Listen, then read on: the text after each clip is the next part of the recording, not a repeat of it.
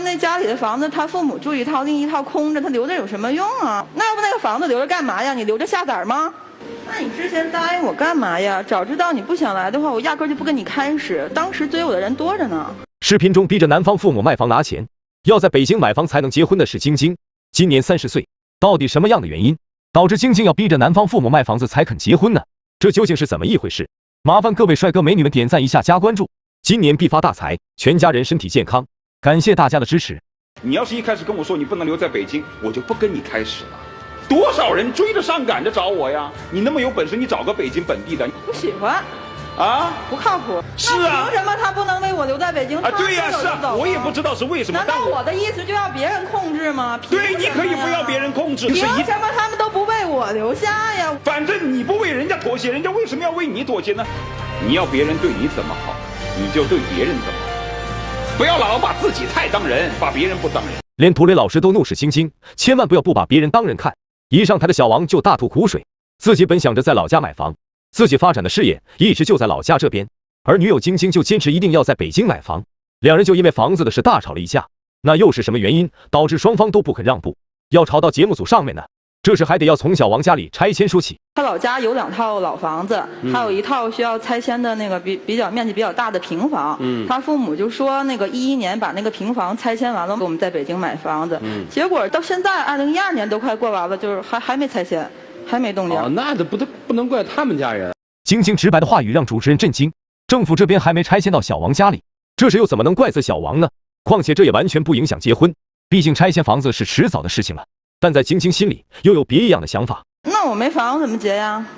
我家里确实答应他让在北京买房子，但是现在一直没拆迁。如果现在把房子卖了的话，损失更大一点。我家里也不同意。马上都得要拆迁了，现在马上把房子给卖了，那真是脑子被驴踢了。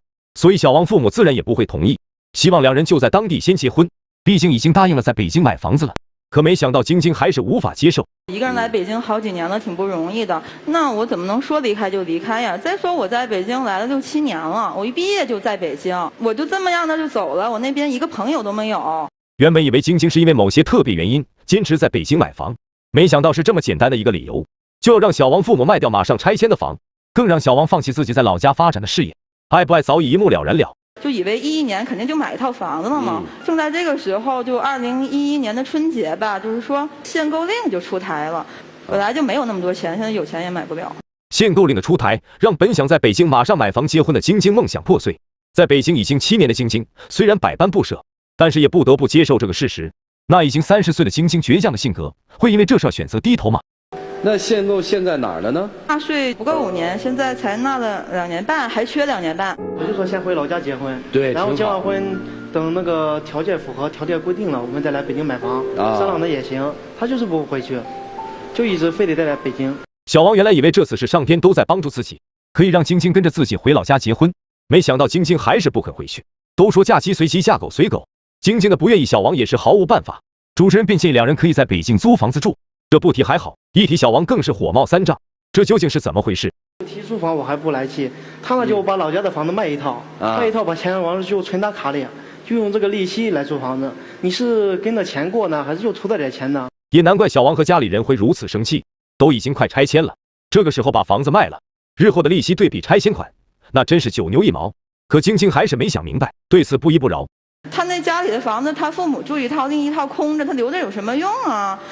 你原来就老跟我说你们家里人这房子是可以卖，卖了以后那钱不是他父母的吗？应该他父母拿着呀。房子钱卖了，把钱打到晶晶卡里，这点真是谁都想不明白。可晶晶表示根本受不了，要是两人结婚了，自己什么都没有，还得要只身来到小王的老家独自生存。晶晶还是表示两人收入本来就非常不稳定，要是到时候再要了个孩子，那真是手头上一点钱都没有。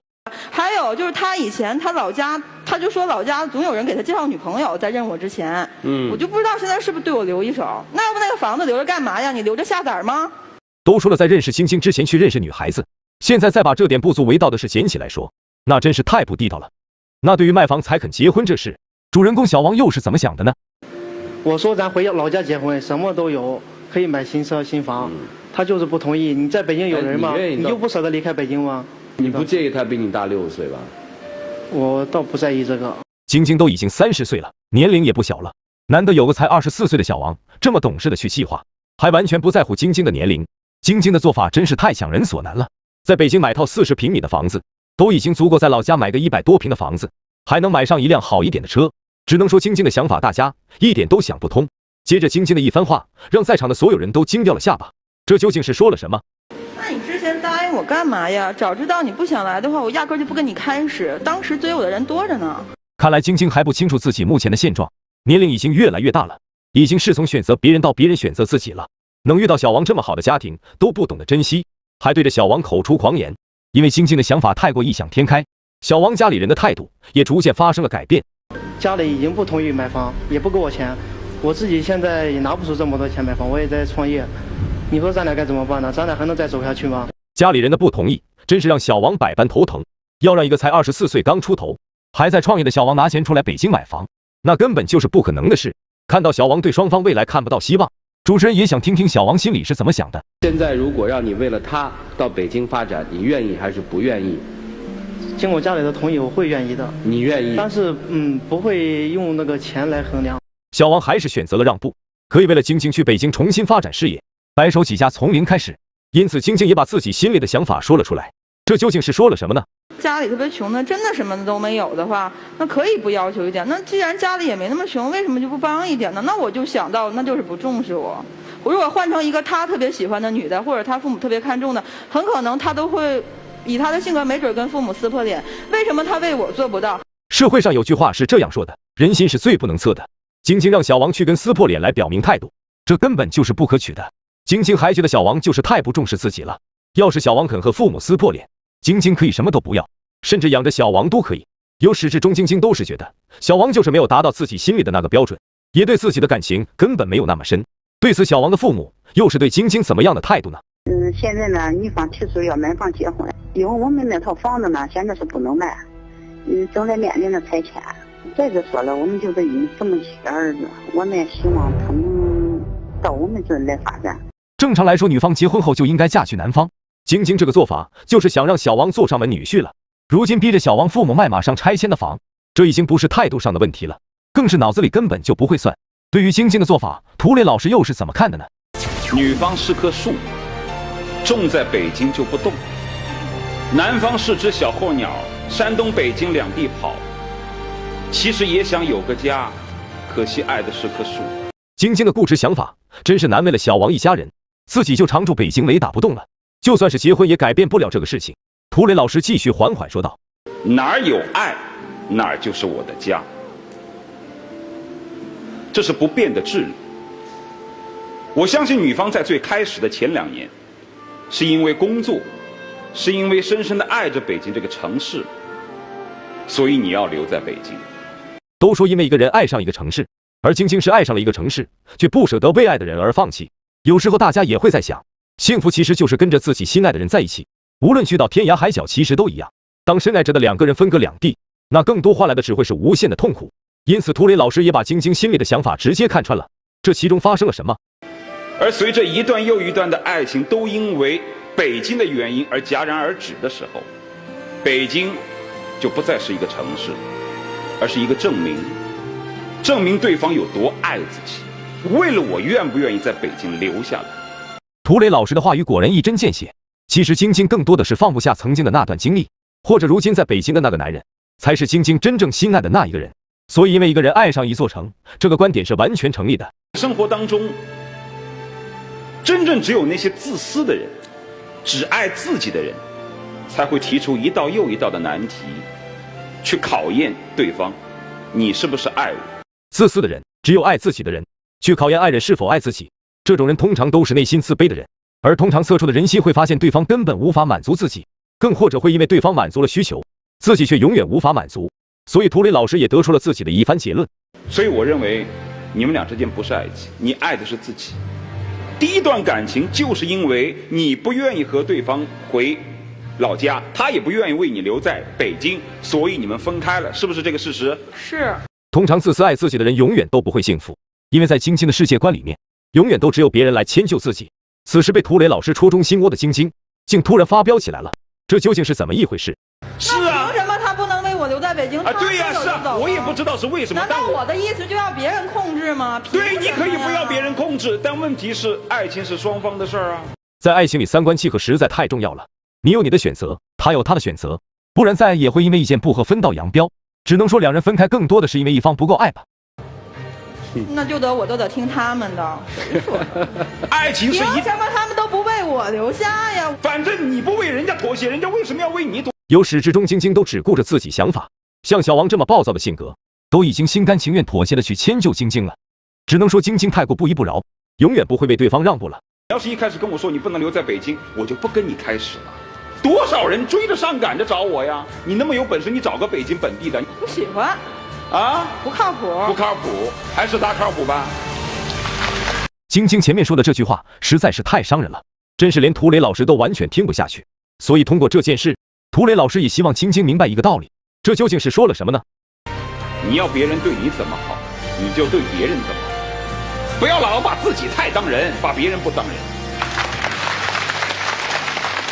涂磊老师的这一番话真是精髓，毕竟人心都是肉做的，想要得到就要学会先付出，只有将心比心，别人才持续以真诚相待。对于两人的问题，双方到底是去是留呢？我们拭目以待。3、2、1，请开门。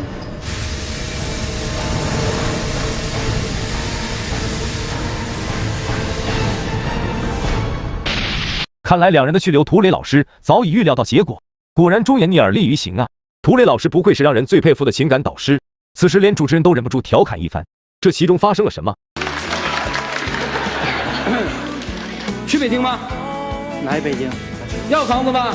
先住着吧，反正也买不了。你跟我那么凶干嘛呀？真是爱他，真爱是吧？你也真爱他是吧？嗯。从晶晶答应租房上看，晶晶学会了如何让步，如何去照顾身边爱人的感受。果然涂磊老师的话语太能让人受到启迪了。接着主持人也邀请出花童们来让小王求婚。哎，去哪儿啊？给叔叔这戒指啊，我不能戴。为什么呀？因为我们现在不能结婚，我现在在北京买不了房。本以为故事会以好的一面去发展，为什么这么重要的订婚仪式，小王会选择等买房了之后再订婚呢？小王也说出了自己心里的一番话，这其中发生了什么？现在我们先异地2年，我发展我的事业，他发展他的事业。等他条件符合，纳税5年以上，我们有这条件了，我会买房，然后我们结婚。你想娶她吗？想。真想不到小王才24岁，思想就如此成熟，不单只为两人的未来着想，还要发展自己的一番事业，也难怪晶晶会看上小王。但是经过这个事，我们也闹了很多矛盾。我想跟他在一起，很爱他，但是如果是我现在给他求婚，再过一段时间，还是回到现在这种情况。小王的思想和对事情的规划真的太有智慧了，真的不得不让人佩服，连主持人都忍不住赞口不绝。理解，你很慎重。北京买了房，我们准备要结婚的时候，我们会再来这个节目，然后我会当着大家的面把戒指给他戴上，向他求婚。小王确实是一个值得托付终生的人，只能说晶晶真是个太幸福了，有个年龄这么小的男朋友，不在乎自己年龄，甘心愿意等自己，也为两人的未来铺好路。对于晶晶逼小王家里卖房的事，还有小王的成熟思想，大家又是怎么看的呢？可以通过下方评论留言，我们下期再见。